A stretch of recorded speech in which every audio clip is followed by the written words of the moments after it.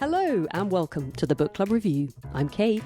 I'm Laura, and this is the podcast about book clubs and the books that get people talking.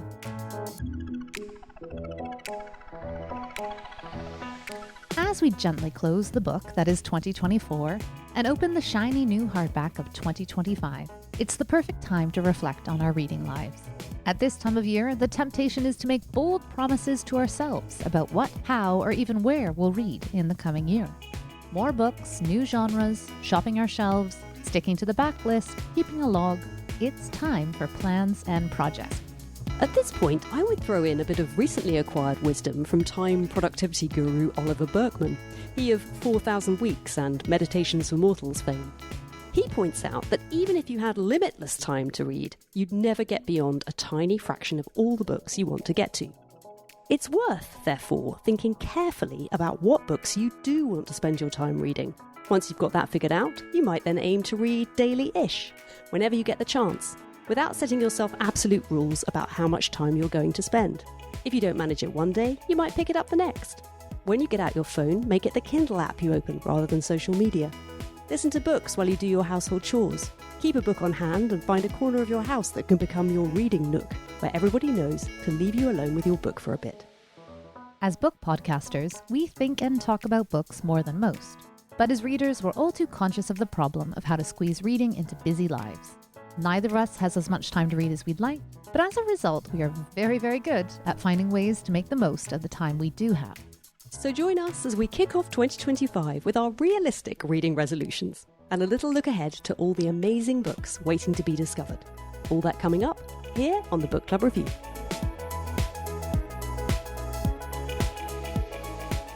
So Laura, very nice to see you. How was your Christmas? I had a great Christmas. It was a very low-key, chill Christmas. We moved over to my parents' place, which is just on the other side of Vancouver, for 4 nights, I think. My husband works in hospitality, so he worked every day, but we got to see him every day too. And in the interim, there was 3 adults to 1 small person, which is a very good ratio for getting a lot of time to read. Plus, with all the waves of presents and entertainment, my daughter was very well entertained, and I got through 2 books in the last 4 days, actually. Nice. Which is good for me. I love that your parents, who I know fairly well, are great readers, and I feel like they would be also quite sympathetic to someone who just wanted to sit down and read for a bit. Yes. Yes, they are. And so is my husband, actually. You know, when he came back on Christmas Day, he was like, okay, go sit down, read by the fire. I'll get dinner ready. The dream present. I mean, it works because he's a chef and, you know. What about you? It was nice. It was really nice. I feel like it was a lot of pillar to post trips to see various branches of the family, and I didn't get that much reading done. But on the other hand, yeah, it's been nice. I'm dying to hear about your reading resolutions, but before we get to that, our third musketeer, Phil Chafee, is currently sunning himself on the beaches of Thailand. I caught up with him before he left. How was 2024 for you as a reading year?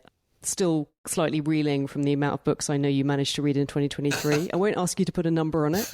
I will put a number on it because it's truly, I'm about to hit, we are speaking a week before the end of the year, I'm about to hit 200, which is... Really? Which is insane. It's unhinged, and it means I've been spending far too much time reading and listening to books this year. But too much time reading and listening to books. Who says that? What a problem to have. I feel like listeners are going to want to know, how have you achieved this? It's basically, I mean, I've discussed this before. A huge portion of that is listening to books, not at 1 speed, at like a 1.0 speed, but fairly sped up, and taking long walks every day. So I have a long walk to work every morning. And then I listen when I'm having lunch. I listen when I'm doing dishes. I listen in random odd moments. And then I also always am reading some book. So I'm always reading some dumb book before bed to do a couple of chapters at night before I'm exhausted. And unless it's a really good page turner, which sometimes keeps me up, but that's fairly rare. And then I usually have some slightly more elevated books I'm also reading, which I'll do more of that on the weekend. But that's my crazy reading schedule. And I should probably do less. I should probably do other things with my life, but there we are. Yeah, that patchwork quilt that you've been meaning to make, that's not getting done, is it? Although that would be very nice to do while listening, actually. You're right. Of course. That's actually one of the activities that would be great. That or coloring or things where like you're using slightly different parts of your brain are very good. Yeah. Washing dishes, I think, is perfect because you don't really have to think about it too much. When I'm listening and I'm cooking to a recipe, I really mess up the recipe all the time because I get lost in the, I don't know if you found this, but you've forgotten something or you just haven't paid that much attention because you're so focused on what you're listening to. Will you read more than one book at one time? Will you have a few things on the go, or do you tend to like to focus on just one? I almost always have multiple ones on the go. Usually I'll at least have a fiction, nonfiction.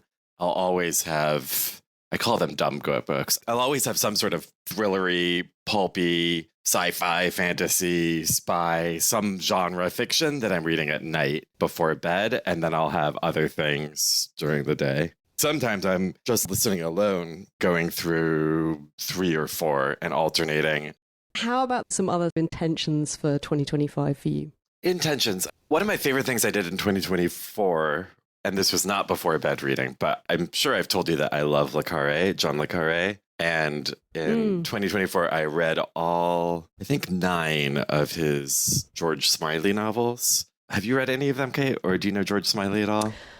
Yeah, I feel like I've read Tinker Tailor Soldier Spy. Right. Is that one of the George Smiley ones? That's one of them. And that's like the start of the like Karla trilogy, where Smiley is sort of this MI6 very senior figure, and Karla is his opposite number in the KGB, and they are very distantly fighting each other out. And Tinker Tailor is one of the first in that. But then there's this whole broader series which follows Smiley. I think the first one was written in 1960 and the last one in, 2014 or something. He kept them going. Smiley lived preposterously long. And Smiley is this very famously drab guy who theoretically you would never notice because he's this drab, paunchy everyman who's not at all glamorous or James Bondy, but he's just an absolutely brilliant spy. Anyway, I read through these chronologically by publishing. So at the rate at which le Carre came out with them. And then I actually just finished a couple of days ago, his son came out with this book, Karla's Choice, which is another Smiley novel in the le Carre style, which was actually pretty good and pretty good at feeling like a le Carre novel. Is this Nick Harkaway? Yes. And that was good. I would not read that without having read a lot of the le Carre books, particularly The Spy Who Came In From the Cold and probably Tinker Tailor. But it was an incredibly rewarding experience. So I'm mulling over comparable series like that I could jump into. And I have not settled, but it was very rewarding and it was so pleasurable. Every time I slogged through some literary thing or some drab, depressing thing, I would let myself read one of the le Carres. So it was very pleasurable. I haven't settled where. There are various series, highbrow series I feel like I should probably read. So one thing I was contemplating is Updike Rabbit books. I've never read any of those. Or My Struggle, the Knausgard Norwegian. That's 6 books, I think. It sounds potentially like a slog, but we'll see. I've read one of them and it wasn't a slog to read. He writes beautifully. So that's why they're good. But I just found he's just so self-involved. And I actually think I read 2 of them, but after that, I was just like, you know what, I'm out. I do have one of my multiple book groups. We are just very slowly going through Proust, and we just finished the 4th book, but we're doing them one every 3 or 4 months, basically, because these are obviously big tomes that move slowly. But that has been incredibly rewarding and pleasurable. And it's possible we'll finish up. There's 3 more to go in the 7-book series, and it's possible I will finish those up this year. But that has been a very nice experience. We'll see. Have you read Proust? You have not, right? I've read one of them, and I had this real sense of what a rich path it would be should I choose to take it. I think the key, definitely for me, but I'm sure for a lot of people, would be doing what you're doing and reading it in a group and being able to have those conversations and that slight commitment to helping you get through it, because they're not easy, are they? They're not easy. It helps to talk about it. Also, I think it's been helping taking our time, because you really do digest it, and then picking up the next one in several months. I don't know. It's forced me to go a bit slower, because I tend to just rush through things these days, and to really sit with it a bit more. And hopefully by the point I'm done, I'll have spent several years slowly reading through Proust. Obviously, in addition to everything else, not just reading Proust, which that sounds probably too much. And then you'll be able to come on the pod and we'll be able to interrogate you about whether or not it's changed your life. Exactly, which I doubt. And how about any titles coming out that you're looking forward to? Is anything on your radar that you're anticipating? Yeah, I mean, it's hard to anticipate the debut authors just because you have to wait for the reviews to come in, and I'm not getting advanced reader copies or anything. I will say there are some writers I really love who have some stuff coming up. Natasha Brown has her second novel coming out. I know I think I read her Assembly at your recommendation. I feel like that's so good. Was amazing, and it was more a novella, but it was just like one of those sort of finely carved diamonds that you could barely critique. It was such a perfect little book. And she has this new book coming out called Universality. Ocean Vuong has his second novel coming out as well. I loved his first one. Ada Calhoun has her first novel. She's a writer who wrote also a poet about her father and Frank O'Hara. Have you read it? No, it's so funny. It sits upstairs unread on my bookshelves, and I keep meaning to read it. And whenever I talk to people who've read it, they're like, yeah, that book's so great. And I was like, oh yeah, I really want to read it. I read about a third of it. I was enjoying it. Yeah, it's great. So it's about being the child of Bohemians, basically. And her father was a journalist who tried to write a biography of Frank O'Hara. So it's also about Frank O'Hara, the mid-century New York poet.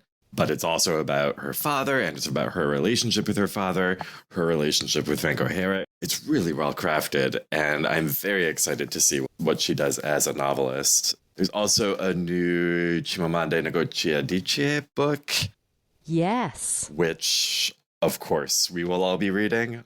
I don't know what it's about, but I absolutely will pick it up probably on its very first day. There's a new Gary Shteyngart book coming.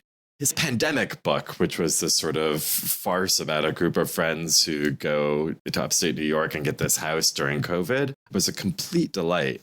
There's not a lot of literary comic authors, but I feel like Gary Shteyngart is one of them and is always very fun. There's a translation of an older Hong Kong book coming out, who won the Nobel Prize this last year. I anticipate there will probably be a whole bunch of these coming out. As we talked about, one of the great things about the Nobel Prize is stimulates a whole industry of, we'll translate everything that they've written. There's a new prequel to The Hunger Games by Suzanne Collins, which I will probably have as a bedtime reading. But those books are always slightly derivative, but very fun. There's a new Katie Kitamura coming out. She had that book set in The Hague, which was very Intimacies. spare. I know you struggled with it. You liked it, and I didn't. Only because I just felt she was overly enchanted with Belgium. I just didn't share the kind of exoticism. But yeah, afterwards I felt I'd been a little bit unfair because it was really beautifully written, and I felt like I've been unduly dismissive of it. Yeah, I did feel like you that it was I felt it was very beautifully written, but also slightly too icy to really pack a punch. But I don't know if the fault was mine or not, so I will read her new one with interest. And then I am always eternally hopeful that Robert Caro is going to finish up his biography of LBJ, and they will announce that is coming out in 2 months or something. Can you imagine? I can. I imagine it a lot. This is one of my main literary goals, not my goal, for him to complete this before he gets too old to do so, let us say.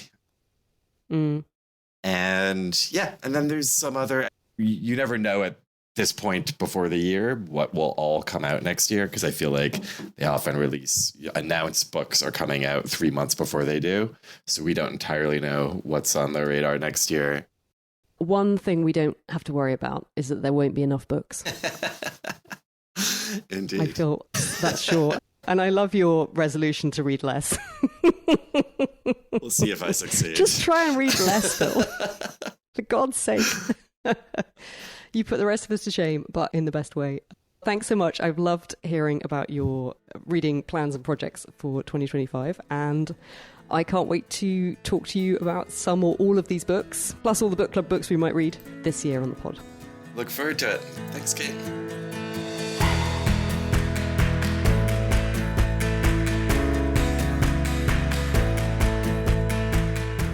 So Phil's reading less in 2025. Don't you just love that? I do love that. I'm definitely not reading less in 2025, I hope. I hope I'm reading better in 2025, that I'm enjoying it more. The only resolution I have, perhaps, which is slightly along similar lines with Phil, is that I love reading. Like, most of my reading happens at bedtime. But what that can mean is that I don't talk to my husband because, we get our daughter down, we're tired, and then I just pick up a book and don't talk to him, which is kind of antisocial. I feel like I should probably, and he's happy because he thinks that's great. You love reading. It makes you happy. But when do we talk then, Kate? Like, maybe this is kind of where Phil's coming from. He's like, maybe I should be talking to human beings or doing something else. I think he feels he should be getting out more, yeah. Too many evenings by the fireside for him.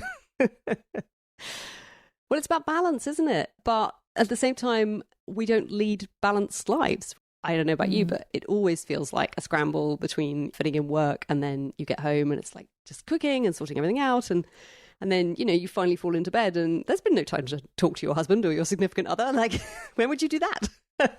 And I think I notice when I have taken time out for reading, in my case, usually that means staying up really late, which is great. Like, love reading late into the night, but then there's a price to pay for that. And so, yeah, for me this year, it's going to be about trying to read one book at a time. I'm going to try really hard. I loved doing that in the summer last year, where I would just go to the bookshop, choose a book, take that book, read that book, stay focused on that book. And then when I finished it, I would go back to the bookshop and get the next book. Now, I don't think that's not realistic. I wanted to carry on with that. And as soon as I got back to London, it just completely fell by the wayside.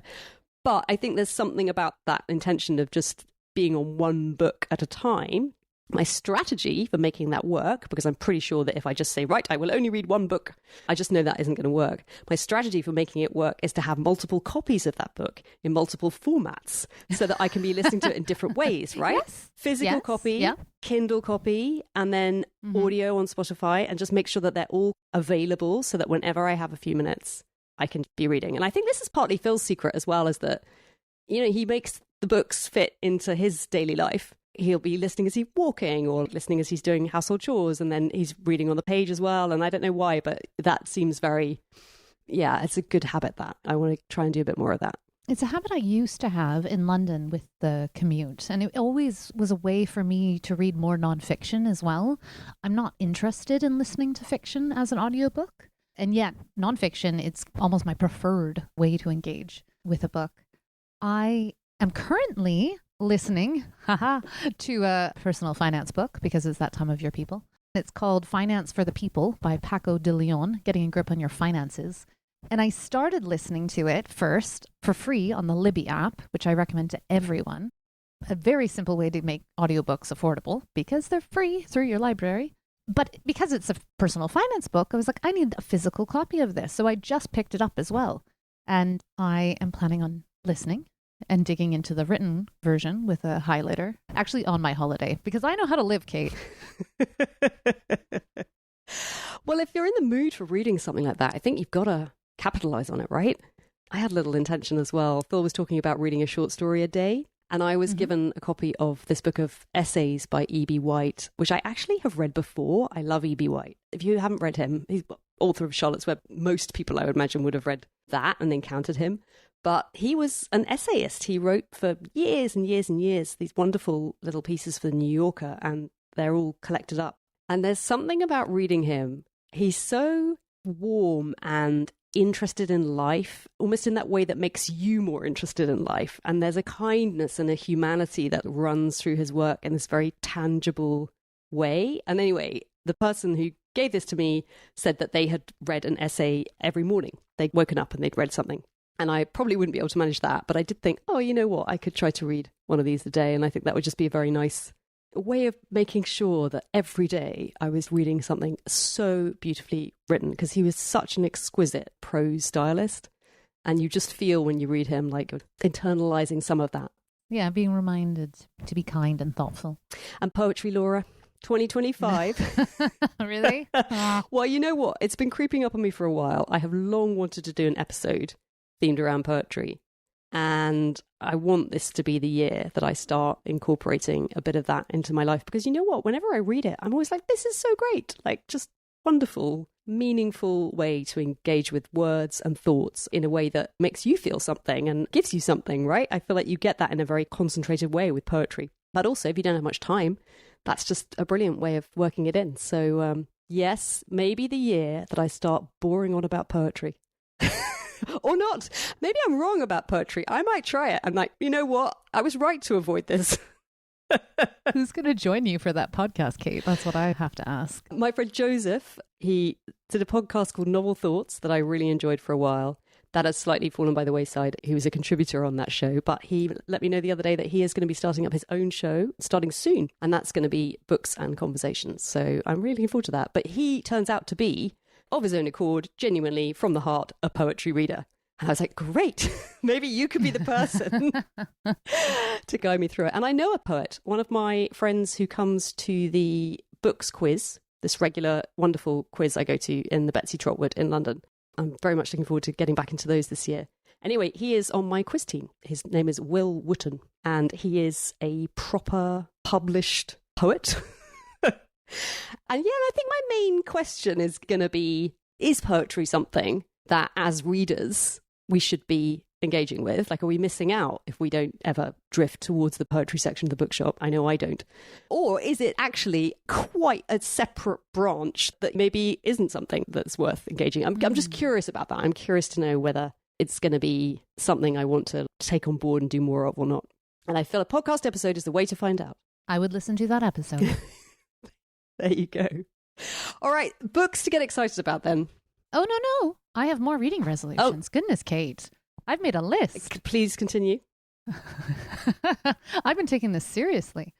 My first reading resolution is similar but dissimilar to yours. So one, I only ever read one book at a time. I feel quite anxious if I have more than one book on the go at a time. Doesn't everyone read 3 or 4? I do bad. not. It's no, bad. Seriously. It makes me really stressed out. Especially if I have a book that I didn't finish. I feel guilty. Often it's a book club book, which is a bit naughty. I mean, I come back to it, but I only read one book at a time. My resolution, which maybe just really shows up the difference between us, is that I always want to have a stack of books next to my bed that I want to read. Because I usually operate on the I need a book to read, now I'll go to the bookshop approach. But it's not so easy to get to a bookshop where I live, or a good one. And then when I do go, I might not find quite what I'm looking for. Now, thanks to you, dear Kate, and my husband, I have a slew of gift certificates, guys, listeners, which will allow me to buy books for maybe 2 to 3 months. Very generous gifts, but let's be honest, I'm going to use them quickly. They're not going to last too long. So in the short term, I have a stack of books I want to read, thanks to my initial spend on these gift certificates. And then in the longer term, I plan to go find a new book or two every weekend when I go to Granville Island. And I hope to always have books that I'm excited to read, which is not usually the case with me. I usually am kind of stumped and then have to go figure out what it is I'm going to read. Do you want to know what's in the stack? Yeah, what have you got? I have Susanna Clarke, The Ladies of Grace Adieu. Oh, the stories. Have you read these? These are short stories. I did read them. Only one of them is about Jonathan Strange, which disappointed me. I didn't have that expectation at all, so I think I'm okay. It's really good, though. The one about Jonathan Strange is really good. I also have The Very Secret Society of Irregular Witches, which was a gift from you. You chose it for me especially for easy holiday reading. Yeah, that's very easy. It's very cozy. Cozy fantasy romance. And I hadn't really meant to read it. I sort of idly like, oh, I'll just try this. It was recommended on the New York Times pod, and I was feeling the run up to Christmas stress. I was just like, I just want to read something cozy and easy. And it turned out to be so much what I wanted to read that I actually ended up reading it twice. It's this really lovely, warm story about this main character who's a witch, and she ends up going to this house to be a tutor for 3 young children who turn out also to be witches. There's a whole backstory about how witches aren't ever supposed to congregate because when they do, magic can become very unruly and dangerous, and so they live quite separated lives, and she's lonely, right? And so she ends up going to this house, being this illicit tutor in this situation where these children, you know, the found family who are looking after them want them to be able to stay together. And then there's this grumpy librarian who also lives in the house, who has his own story of how he came to be there. And it's all delightfully obvious. Clearly there are sparks. Clearly the sparks are going to fly. And they do. And it was just what I wanted. It was great.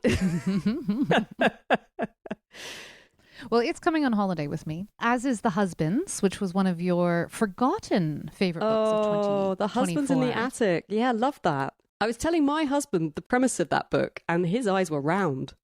It's just like, well, every time they go up, a new one comes down. And I said, yeah. And I said, the problem is that sometimes when she doesn't like them, she has to come up with an excuse to make them go up into the attic so she can get rid of them. And it's not easy. I'm looking forward to that. I also have another Kate recommendation, All That Glitters, A Story of Friendship, Fraud, and Fine Art. Oh, I hope you enjoyed that one. I love the US cover of that one as well. I stole that, borrowed off a family friend.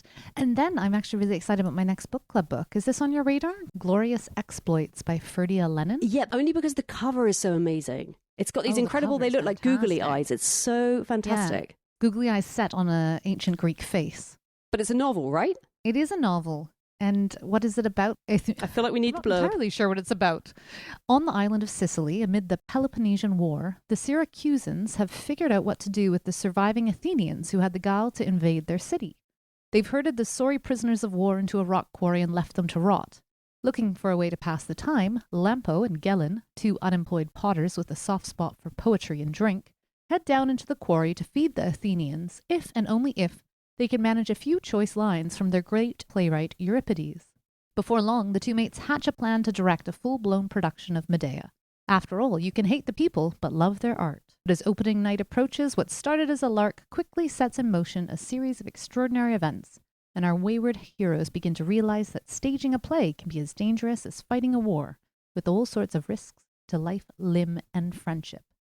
And it's told in a contemporary Irish voice, and as riotously funny as it is deeply moving, Glorious Exploits is an unforgettable ode to the power of art in a time of war, brotherhood in a time of enmity, and human will throughout the ages. Doesn't that sound great? It does sound good. Okay, I only have one other reading resolution, which is that I'm going to start sending you more books that I've read that I like and think you will like. You mean physically, or just telling me about them? Physically. Oh, great. Physically. That'd be so nice. Yeah. Wouldn't it be nice? Book post. This is one I just finished, Ink Blood Sister Scribe by Emma Torres, which was a 100 Notable Books of 2023, New York Times. So good. Is it fantasy? Yes, it is fantasy. It's got that kind of gothic world. fantasy cover that's almost like quite generic. I don't like the cover. Yeah, I really don't like the cover. It does it a disservice. It's about magic books and it's a thriller and it's got everything you could want, Kate. I think you will like it a lot. That does sound good. When can you send it? Okay. Well, the Canada Post strike has ended, so in theory, I could send it this week. No, I've got a nice little stack of stuff, actually unfinished business for me from 2024. Intermezzo by Sally Rooney, Finishing the Impusium by Olga Tokarczuk, because we're going to do an episode on that. And My Friends by Hisham Attar. I'm going to Book Bar the week after next to sit in on the book club that Chrissy's doing with him. And I know Phil told me like various people were so surprised that that didn't make the shortlist and were disappointed only because they'd loved it so much. So I am definitely want to read that. And also I've got my own little guilty pleasure affair still going strong, which is these wonderful books that I just love so much. There's a series, they're called The Unselected Journals of Emma M. Lyon. They're self-published, they're by an author called Beth Brower, but it's crazy to me. They are so good. It's insane that they're not published by a major publisher. And I sort of feel like either there's a reason why she's doing it this way and it's intentional, or they haven't been picked up and they will be because they are just so great. There's 8 of them. She's going to write more. They're set in the 19th century, this area of London called St Crispian's, which is between where I am here in Camden and Primrose Hill in North London. It's so atmospheric. You feel like you're walking the streets. It's full of these incredible characters that you just fall in love with. The main character, the heroine, is you're just totally kind of, well, it's her diary. So obviously you're very much on her side and see things from her point of view. But she is so charming. They're just delightful. They're absolutely delightful. They're so funny and inventive. And there's a kind of simmering away romance plot. There are various people who you kind of think, oh, could it be this person? Could it be this person? And it's all held very nicely in suspension. She doesn't give too much away. They're great. I just adore them. They were so much fun. I don't think they're available in Canada, which isn't surprising if they're self-published. Well, they're on Kindle. I want to load my Kindle up with those for my holiday. I had 2 physical copies and I gave them both to my mother for Christmas. Covers are great as well, aren't they? Yes. They've just been such a delight.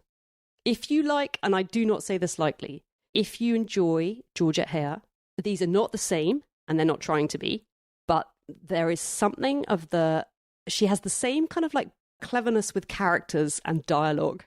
It's all very sparkling and witty and full of literary allusions, actually more so than Georgette Hare. All of that just bubbling away beneath the surface as well, which is just great. Genuinely, there's been moments where she'll put in a little bit of poetry, like the character's just discovering Ralph Waldo Emerson and his poetry. And so it's this particular one, I think it was volume 5, had a lot of that in it. And it was great. There were lines where I was underlining because they felt so meaningful when they were presented to me in that way. It was really great. What a find. How did you find them? I found out about them because my friend Sean Breathes Books, I had him on for the Patreon. We did a little episode for the weekend show I do for that. And we were just, shooting the breeze about things we liked. And he was, have you read these books? I wondered, because he said, I don't know anyone English who's read them. I think they're obviously perhaps better known in America. I'm not sure if she's American or Canadian. She is. She lives in Salt Lake City. He said, I don't know anyone, particularly, I guess, a Londoner who knows about them. And the reason that's interesting to me is because now I've read them, this pocket of London that she's writing about, it feels like a character in its own right. And once you've read these books, you kind of want to go and walk the streets and see if you can find any traces of it or where it might have existed. They sound great. They're so good.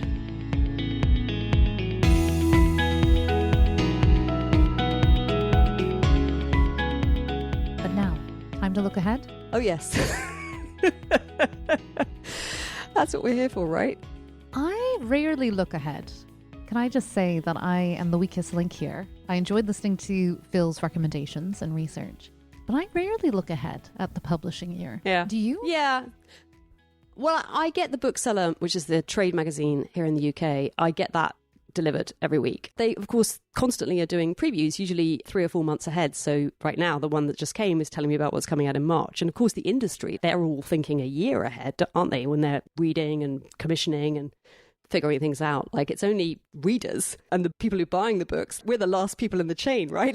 And I feel, generally speaking, I'm in that category.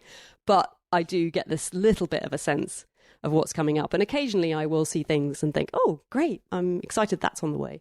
So there were a few things that jumped out at me. Obviously, the Natasha Brown that Phil mentioned, Universality, it's called. I agree with Phil. I thought Assembly was an absolutely perfect jewel of a novel. It was really so beautifully written and so impeccably constructed. So I'm excited about that one. I think that's probably going to be great.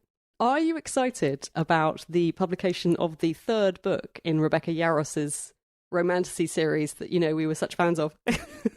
Onyx Storm, it's called. I have low standards sometimes when it comes to romance and fantasy, but those books are terrible. And I read the first one and I read 20 pages of the second one. I was like, no, this is like eating bad junk food and it makes you feel bad about yourself even while you're reading it. So no, Kate, I will not be reading Onyx Storm. I mean, I think I liked it more than you. I did enjoy, I felt it had a good propulsive quality, but yeah, and I had no interest in reading the second one and will not be there for the 3rd one. But of course, many, many people will be. So it'll be interesting to see how it does. What else is coming up? I think I'm more cynical about debut novels with buzz. Whereas I do look forward to new releases from authors who I've read before. So for example, when you set this task for me and I did a bit of research, Curtis Sittenfeld was an author who I Googled. I'm like, she's prolific. She brings out 1 book a year and they're always highly enjoyable reads. And yes, lo and behold, she has a new collection of short stories coming out called Show Don't Tell. And it seems like her typical fare. Her shtick is always to, how do we describe it? To focus on characters and scenarios that touch on fame or extreme wealth or privilege in some ways. You know, she wrote Rodham about Hillary Clinton. That's a very funny episode if you want to find it in our back catalogue. Such fond memories of Rodham. Kate did not feel comfortable with the sex. Sex was awful. The bad sex. It's just terrible. And she also wrote American Wife, which was a fictionalized account of Laura Bush. So she has her thing, but it's an enjoyable thing. And I like it. And she's a great writer. So I'm looking forward to that. I also just read this delightful novel. This is one that's also coming in the post over to you, called The Tainted Cup by Robert Jackson Bennett. And it is a fantastical detective novel. So it's set in a fantasy world that is very strange, where the civilization has these walls, concentric walls around the landmass. And it's because every wet season, so whenever that is, these titans, these huge creatures the size of mountains, come and try to get in, and they have to fight them off. Within this quite bizarre, complex world, there's a detective story, and it's super fun. A Holmes and Watson style detective duo takes the stage in this fantasy with a mystery twist. He's got a new book coming out, and I was like, I will absolutely read that. Who's that by? Robert Jackson Bennett. Huh. I only discovered him, I don't know, 3 weeks ago. Yeah, great. But yes, that's going to come to you, and I'm going to read his latest. I mean, also sounds good. And you think, like, it wouldn't be hard to carve out time to read that book. No. No, it would There are not. books and books. Perhaps on that front, though, and coming back to our New Year's resolutions, I want to read more challenging books. I want to intersperse the challenging stretch novels with the pleasure novels, and ideally have more of an overlap. You know, I always remember when my book club read Hilary Mantel's novel set in Saudi Arabia, and now I can't remember the name of that. And I had slightly put it off, you know, in the way you do sometimes with book club books. And then I read the first page and I was like, like, why did I put this off? Because the best authors are both fantastic writers and fantastic storytellers, you know, and obviously Hilary Mantel is the top of the crop, but, Kate's Googling it. 8 months on Gaza Street. Have you read that? You should. So good. So, more challenging but very good books. Yeah, I didn't manage to get to that one. I remember you talking about it. I pulled out a few more. Oh, I know. In May, The Book of Records by Madeleine Tien. Do you remember how much we liked her book? Oh gosh, another one I need to Google. I do. She's Canadian, and I read that on holiday, so I have quite fond memories of it. Do Not Say We Have Nothing. That's right. Now, my book club, on the other hand, found that quite hard work. Well, it was hard work, but it was very, very, very rewarding. And I think the thing is, you and I, we stuck with it and we got the reward. But I have a book downstairs called On Reading, which is a wonderful collection of essays, and one that I idly pick up every once in a while and I'll read one. And she's in there. Her essay is called Spinoza's Rooms. And I read it the other day, and it is just so wonderful. The writing is so beautiful, but also so packed with ideas, and I loved it. I absolutely loved it. And I just thought, oh yeah, she's such a good writer. So then when I saw this was coming out, so this is called The Book of Records, from the book a shortlisted author of Do Not Say We Have Nothing, a high concept time traveling meditation on fate, creativity, history, and human migration. So I thought, yeah, that could be interesting. And then June, The Emperor of Gladness by Ocean Vuong, which Phil mentioned.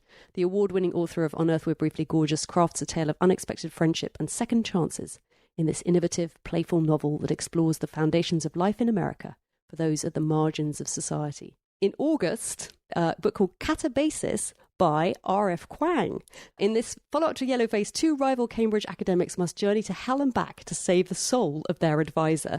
Now, Yellowface, I think, was a very divisive book. I have had many conversations with people who really hated it, but also people who, like me, really loved it. I think it depended very much on how uneasy you felt about the main character, who was so unlikable. I enjoyed the construct of the book and the way that she was using that character to really launch this wonderfully barbed critique, I thought, at the publishing industry and the institutional racism embedded within it and all of these kinds of things, which I was quite dazzled by. I thought she did that really effectively, but also woven up in this very propulsive thriller plot. Yeah, I was really impressed by Yellowface, and so I'll be very interested to read a follow-up to that. Is it a sequel or just It says follow-up, so maybe not sequel, more like this is the next, maybe it's the next book from her that isn't a fantasy, it's like real world, or maybe they are connected. Who could say? Kate, you know who is not publishing a new book in 2025? Jilly Cooper? Well, no. She's more likely to release a new book than this individual. I don't know. I feel like I'm at the books quiz. Who could it be? Patrick Rothfuss. Patrick Rothfuss! Of course he's not. He's never going to finish that trilogy. 13 years since he wrote The Name of the Wind. Yeah. Have you looked him up? Yes, I Googled it this morning. What's his latest excuse? I don't know. No. I don't know. He made enough money and writing's hard. I feel like that would be, I feel like that's kind of his excuse. Yeah, I don't. And I get that. I feel like once you're successful, Yeah. it's hard. You have to love Your it. motivation goes. I mean, he always says, when you look up his blogs or whatever, that he's slow and that it takes him a long time. So he might surprise us. But yeah, so I imagine, yes, if there was a new Rothfuss book coming out in 2025, we would know about it. I check in. I see what he's up to. There'll also be a new Thursday Murder Club book coming from Richard Osman, apparently in September. My favorite. They'll just keep Which is coming nice to forever, see. forever. That's just become, though, like a kind of cozy, comforting, a bit like Emmerdale Farm or Neighbours. They're just things that they're in the world, they're reassuring, they're pleasant. Are you talking about yourself or just generally? It's not how I feel about reading them, it's just how I feel about the fact that they exist. Okay, all right, got it. Yeah. 'Cause do you read them? Okay, I was just trying to clarify. Lord, no. I read the first one, I was like, this isn't for me. Well, and I wouldn't judge because the author that sprang to my mind when you were talking about that is Emily Henry, who has a new book coming out. Of all the romance writers, she really is the top of the bunch. She writes great characters. The dialogue is zippy. It is fairly formulaic, but it's delightful. And I will probably read all of her books forevermore. I need to try one. If you were going to read just one Emily Henry, which one would you read? Well, I feel as if they all have entirely blurred into one another. The one where they're both editors in publishing and they have retreated to a small town and bumped into each other there. Can't remember the name of that one. It might be the one that is getting adapted into a movie. I just saw that. The Seven Husbands of Evelyn Hugo, not by Emily Henry, by Taylor Jenkins Reid, which I have never read, but one day will. That's being turned into a movie or series this year. Book Lovers, I think, is the one you were talking about. Okay, yeah, Book Lovers. I would recommend that one to start. Nora is a cutthroat literary agent at the top of her game. Her whole life is books. Charlie is an editor with a gift for creating bestsellers, and he's Nora's work nemesis. Nora's been through enough breakups to know that she's the one men date before finding their happy ever after. To prevent another dating dud, Nora's sister has persuaded her to swap her city desk for a month's holiday in Sunshine Falls. It's a small town straight out of a romance novel, but instead of meeting sexy lumberjacks, handsome doctors or cute bartenders, Nora keeps bumping into Charlie. She's no heroine, he's no hero, so can they take a page out of an entirely different book? Do it. Again, I could carve out time to read that quite easily. And then her People We Meet on Vacation, which is not one of my favorites, is the first that's being adapted for the big screen in 2025. All right, my last highbrow foray to get us back on track is Dead and Alive by Zadie Smith, a collection of essays that sets tributes to the dead from Hilary Mantel to Martin Amis, alongside reflections on everything that fizzes with life and controversy, from art to relationships and the internet. I love Zadie Smith's essays so much. They're my favourite things she writes. They seem like the perfect thing to listen to. Yeah, especially if she reads them. That'd be so great. Yeah. Walk into work listening to Zadie Smith. Yeah. Well, if you want to do that and you haven't done it already, Intimacies, which is her very slim collection that she wrote during lockdown, is wonderful. I adored those. And they're very short. And yeah, I assume they're on audio. They would be great to listen to. But yeah, so good things. Lots of good things coming up. Lots of good things. And I am feeling very charged up and ready to take on the new year. And thanks in large part to all my reading time that I've had over the past few days. Yeah, we'll get a bit of reality check, won't we, when we go back to work? We'll just go back to our usual coming home tired and grumpy. It's going to be hard. Yeah. It'll be hard. Well, you've got a holiday. You'll be fine. I do. I get to go back for 4 days, which will be quite full on because I have something due on the last day. But yes, then at least I'll get a week off. And I can come back and talk about my winter holiday reading. Well, and I'm looking forward to getting our teeth into the Impusium, where I think Phil and Sarah are going to be joining us for that one. And I can't wait to find out what your book club thought of it. No comment.